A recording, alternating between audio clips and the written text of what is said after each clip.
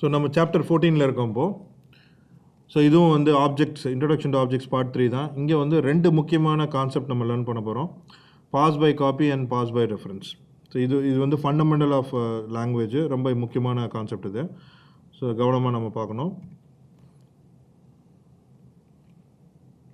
முதல்லேருந்து ஆரம்பிக்குதா?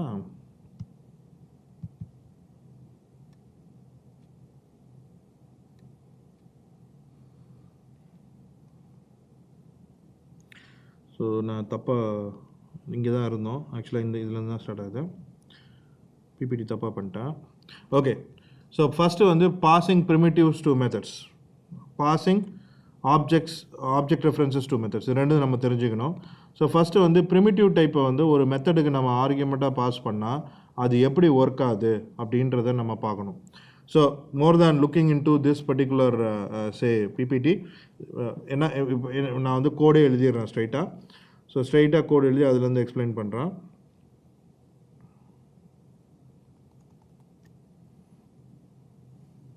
So நான் ஒரு புது மெத்தட் எழுதுகிறேன். சேஞ்ச் இன்ட் அப்படின்னு ஒரு மெத்தட் எழுதுகிறேன். இதுக்குள்ளே வந்து ஒரு இன்ட்டை நான் வந்து வாங்க போகிறேன். ஸோ வாங்கிட்டு இந்த இன்ட்டை வந்து நான் சேஞ்ச் பண்ண போகிறேன். ஸோ அந்த இன்ட்டை வந்து நான் சேஞ்ச் பண்ணிட்டேன். ஓகே. இப்போது இந்த மெத்தடை வந்து நம்ம கால் பண்ண போகிறோம்.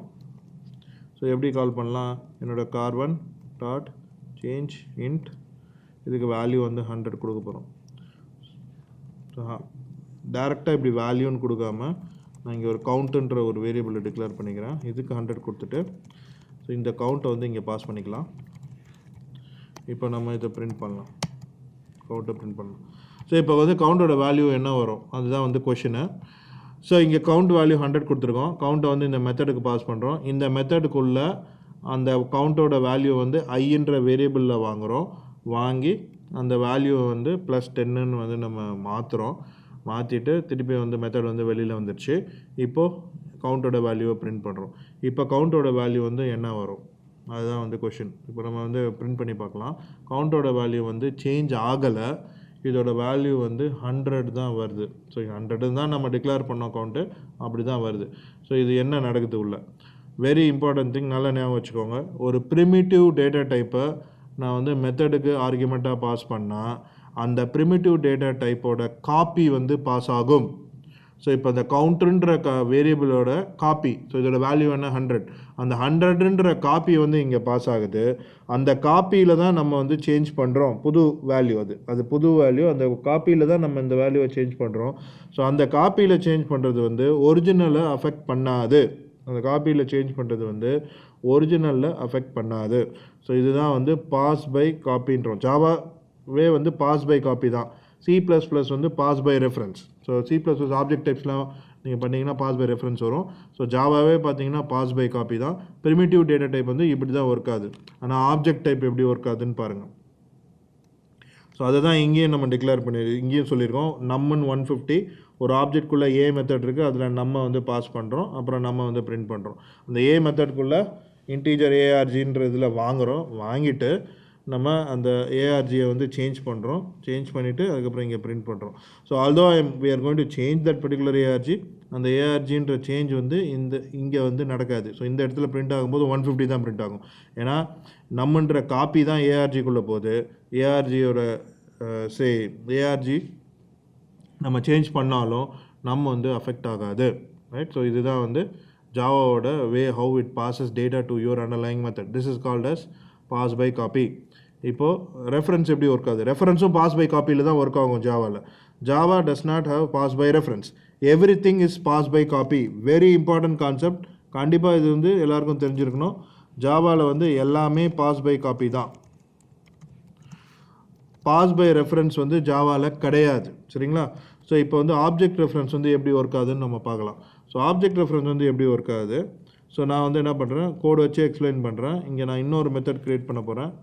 ஸோ பப்ளிக் வாய்ட் ஏ மெத்தட் அப்படின்னு ஒன்று க்ரியேட் பண்ணுவேன். பிபிடியில் எப்படி இருக்கோ அதே மாதிரி பண்ணுறேன். இப்போ காரில் நான் வந்து ஸ்பீடை மாற்றலாம். இப்போது இங்கே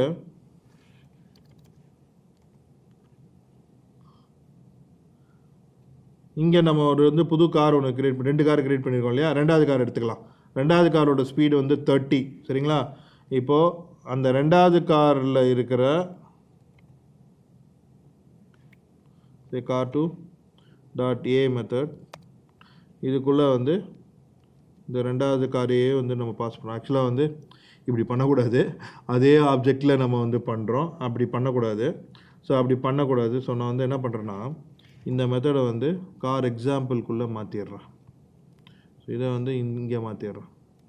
இங்கே ஒரு மெத்தடை வச்சுக்கிறேன். ஓகேவா? ஸோ இங்கே ஒரு மெத்தடை வைக்கும்போது நம்ம கார் எக்ஸாம்பிள்குள்ளே இந்த கோடை நம்ம எழுதலாம். ஸோ ஆல்ரெடி கார் ஆப்ஜெக்ட் இருக்குது. ஸோ இதை வந்து நம்ம ஸ்டாட்டிக் மெத்தட்னு வச்சுக்க வேணாம், இன்ஸ்டன்ஸ் மெத்தட்ஸ்னு வச்சுக்கலாம். ஸோ கார் எக்ஸாம்பிளை க்ரியேட் பண்ணலாம்.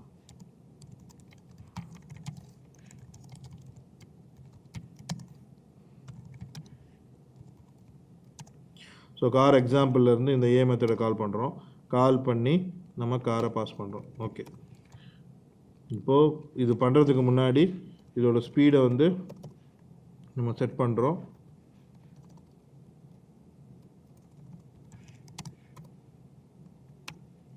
ஹண்ட்ரடுன்னு செட் பண்ணுறோம். அதுக்கப்புறம் இது பண்ணதுக்கப்புறம் ஸ்பீடை வந்து பிரிண்ட் பண்ண போகிறோம்.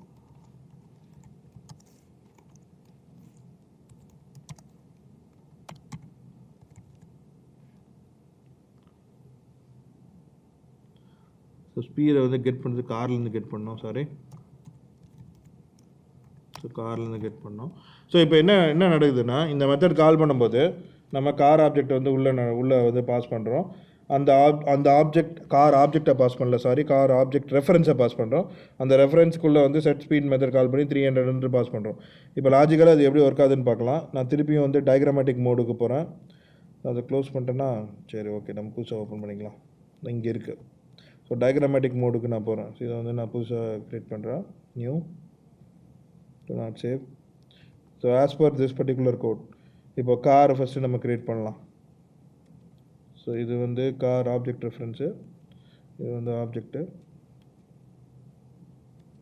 ஸோ ஆப்ஜெக்ட் கார் ஆப்ஜெக்ட்டு, இது வந்து ஆப்ஜெக்ட் ரெஃபரன்ஸ். இதுதான் கார் ஆப்ஜெக்ட் ரெஃபரன்ஸ், ஆப்ஜெக்ட் ரெஃபர்னு வச்சுக்கலாம். ஸோ ஃபஸ்ட்டு வந்து நம்ம இதை பண்ணுறோம். Okay, first line well and good. அடுத்தது அதோட ஸ்பீடு வந்து 100 வச்சுட்டோம். Okay, fine. அதுக்கப்புறம் நம்ம என்ன பண்ணுறோன்னா ஒரு மெத்தடை கால் பண்ணி அதுக்குள்ளே இந்த கார் ஆப்ஜெக்ட் ரெஃபரன்ஸை பாஸ் பண்ணுறோம். ஸோ ஜாவாவில் நீங்கள் எங்கே பாஸ் பண்ணாலும் எது பண்ணாலும் பாஸ் பை காப்பி தான். ஸோ இந்த காருன்ற ஆப்ஜெக்ட் ரெஃபரன்ஸோட காப்பி க்ரியேட் ஆகி அது வந்து இந்த காரில் வந்து உலகம். ஸோ இந்த காருன்றது வந்து லோக்கல் வேரியபிள். இந்த மெத்தடுக்குள்ளே தான் அது வந்து விசிபிலிட்டி இருக்குது. மெத்தடுக்கு வெளியில் நீங்கள் வந்து இதை யூஸ் பண்ண முடியாது. இந்த கார் ரைட், ரெண்டுக்குமே ஒரே வேரியபிள் நேம் இருக்குது. அது வந்து இப்போ ஒன்றும் ப்ராப்ளம் கிடையாது. So when we pass this object reference car, அதோட காப்பி தான் வந்து இந்த காரில் வந்து ஒழுகும். அப்படின்னா என்ன அர்த்தம்னா இன்னொரு வேரியபிள் க்ரியேட் ஆகுது. இங்கே இன்னொரு வேரியபிள் க்ரியேட் ஆகுது. அதுவும் பார்த்தீங்கன்னா சே கார் ஆப்ஜெக்ட் ரெஃபரன்ஸு. ஸோ அது வந்து இதே ஆப்ஜெக்டை ரெஃபர் பண்ணுது.